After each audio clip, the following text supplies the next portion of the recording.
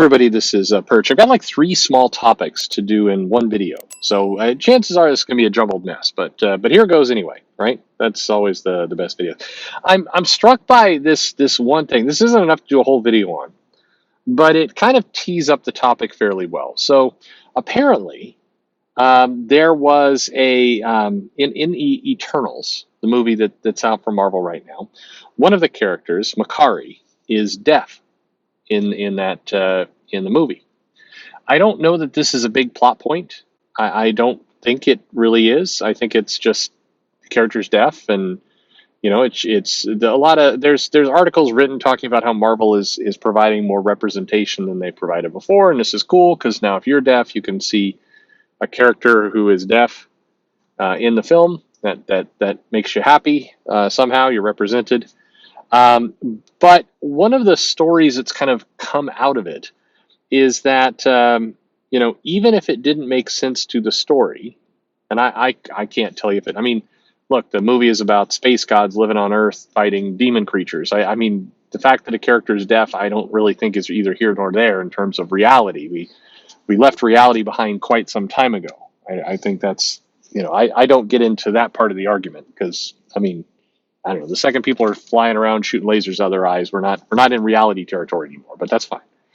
But the argument is that whether or not it makes sense for the character to be deaf, it's still a good idea because it's having a positive impact. It's a positive thing.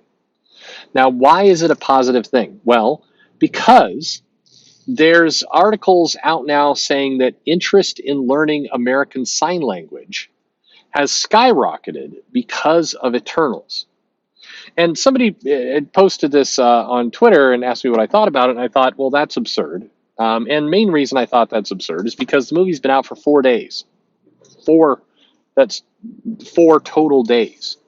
And maybe I missed it. And all of you can laugh at me. I get things wrong from time to time. I'd forgotten that Uranus pre-existed as a character, and a bunch of people wanted me to hand in my Jim Starlin card. Okay. But I did the marketing for Eternals, were they leading with, one of the characters is deaf? Like, how would you even know this if you hadn't seen the movie or done a lot of reading about what's going on in the movie ahead of time? I don't think this was front and center to normies, to anyone. I mean, I think you had to dig a little bit to get to this fact. And so, but you're telling me that in the 4 days it's been in the movie theater, 4, that American Sign Language classes and signups has skyrocketed because of Makari? That movie made $70 million over its opening weekend. That's not huge for movies. That's not like everybody in the world ran out and saw that film. And yet you're telling me that in 4 days, over a weekend, interest in learning sign language has exploded. I mean, is this where we're talking like there were 5 people interested before and now there's 10? And so it's doubled? I'm honestly asking. This isn't me trolling. I don't get this at all. I think this is made up. Just to be blunt about it. There's no way this is true. Yeah, there's not. But first of all, I highly doubt anyone's going to get an interest in learning sign language based off of the Eternals. And then second, it hasn't been enough time. Even if fact number 1 is true, fact number 2 is if in 4 days there's not enough time to gauge any kind of metrics. Now, would it be good if more people learn sign language? I mean, sure, it would be good. What does it say about our society that we struggle to get people to learn sign language until Marvel had a movie where one of the superheroes, not even the main one, was revealed to be deaf? I mean, yikes! I think that's like, I don't think that's good news. But okay, you take your wins where you can get them, I guess. But what does this have to do with the larger part of the video? It's the way people interact with each other, the way that comments and criticisms and other things come across. Because this entire thing I just described to you was World War III in a pocket of Twitter, where people were saying this is stupid, and other people were saying you're being ableist because you're making fun of deaf people somehow. And it takes a very twisted mind to connect those dots, but that doesn't stop people from trying. And it goes along with one of the people I talk about on this channel from time to time, who I think has a absolutely lunatic Twitter feed, reached out and commented that it's easy for me to sit on my pedestal. I'm sitting on a car chair, but I guess you'd call it a pedestal.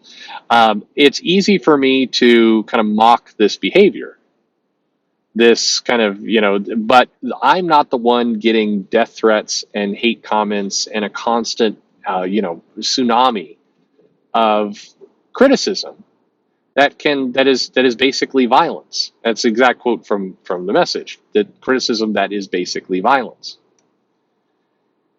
And here's the uncomfortable truth of where we find ourselves is whether I think it's true or not, and I don't.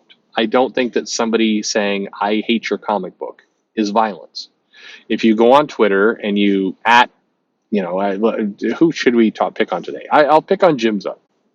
If you at Jim's Up and you say, "Hey Jim, I hate your comic," and you tag in Jim, "I hate your comic. It is the worst comic I ever read. I hope to never read another comic from you again." Okay, let's say you post that. That's not a nice thing to do. You are being a dick. If Zub turns around and blocks you, I don't think you can cry about that. I mean, you kind of went at the guy pretty directly and said you hated what they do and you don't ever want to read anything they do it again. In many ways, that creator is doing you a favor by blocking you, so you don't have to read anything by that creator again, at least online. So I don't. There's sometimes people who throw little emotional fits, and then they get completely surprised when they get blocked. Like, what did I do? It's like, well, you act like an asshole is what you did. But despite all of that, that's not violence. It's not. I'm sorry. No matter, again, everybody has their own mileage. Everybody has their own view. But saying I hate your comic book is not a call for violence. It's just not. And I think it devalues actual violent threats, actual problems when you do that. When you kind of blur the line of what is violence versus saying I hate your comic book, that's violence, you're making it harder for the people who are actually really receiving death threats, really in danger. You're making it harder for them to get attention because you're struggling with critique. Granted, maybe mean critique, maybe nasty critique, maybe a joke that isn't funny. All those things can be true, but it's still not violence.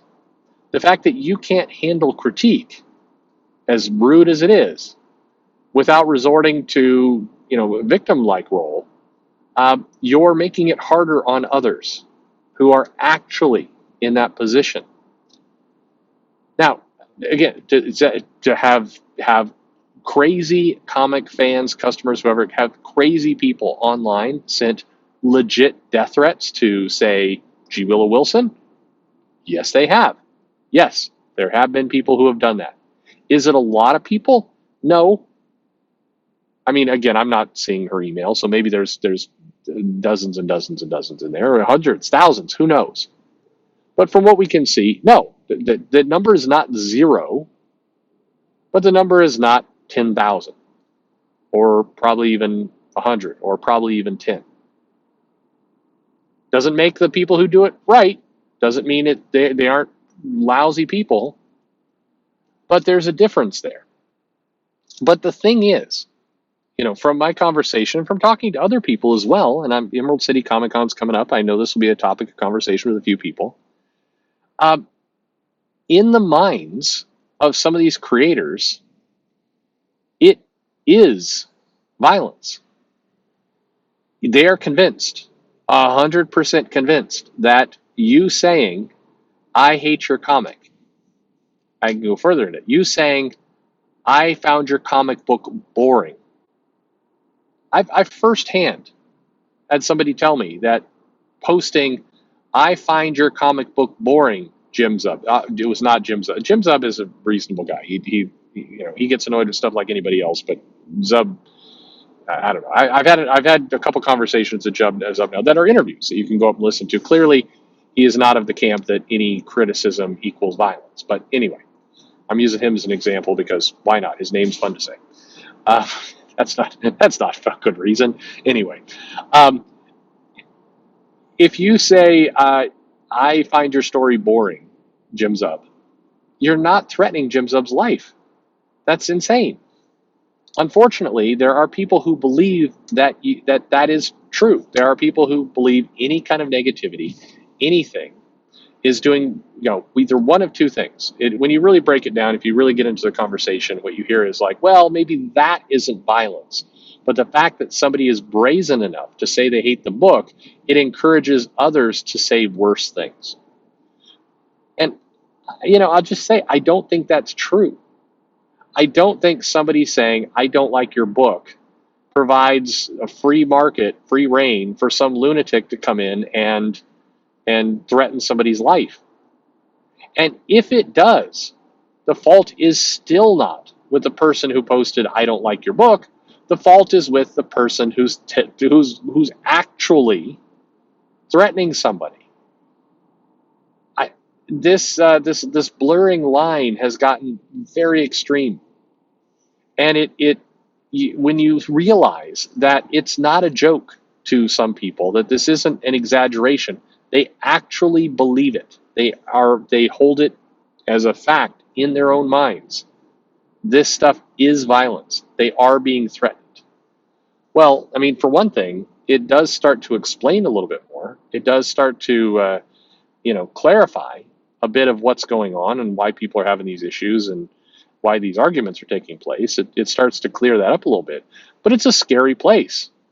Scary as in, this isn't how normal adult people talk to each other. And it leads us to this question I've gotten a few times, which is, are we just going to have two different comic industries where you've got fans who go to group A and fans who go to group B, and just the two can't get along, and we keep them completely separate, and you have like the group over here that's doing their stories, the group over here. Well, that's kind of already happened in the sense that there are companies putting out comics and there's people putting out comics and they have their own way of doing it, and so you pick the group you want to follow and you spend your money with and you go. That's kind of already happened. But I'll throw this pitch in because this question is being asked increasingly for the entire country. Are we going to have an America where you have like two Americas, the right wing and the left wing, right wing country, left wing country? And the answer is no.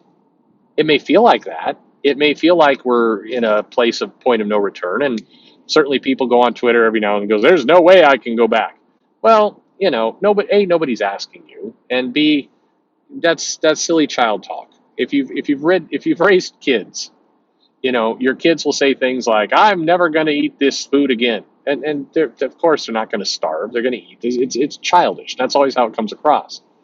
America cannot function as two independent companies, even as tempting as it might be to plenty of people never to have to deal with the other side.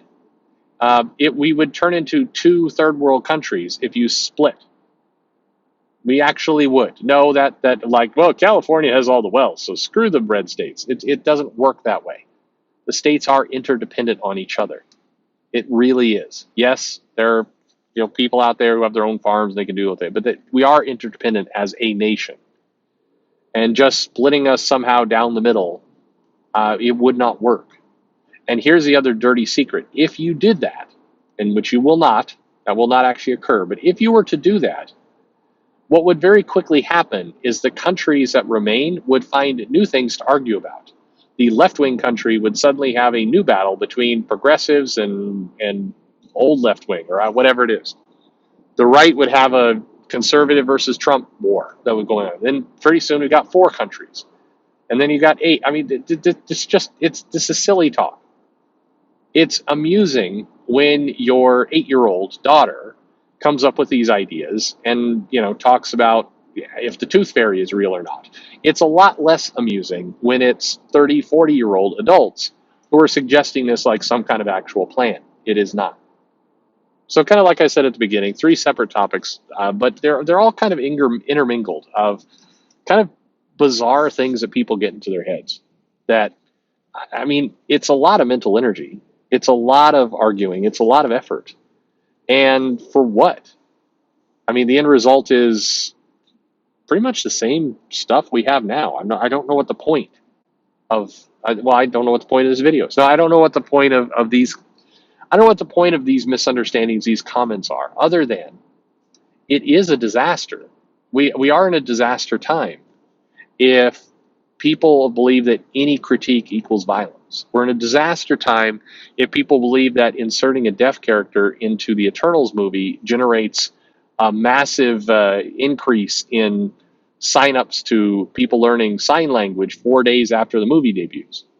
We're in a bizarre time if you believe that somehow carving up the country is going to solve anything rather than, adults figuring it out like adults should do. But I have a feeling some people may disagree with this last one. Anyway, let me know your thoughts in the comments below. Like and subscribe, of course, and thanks for listening.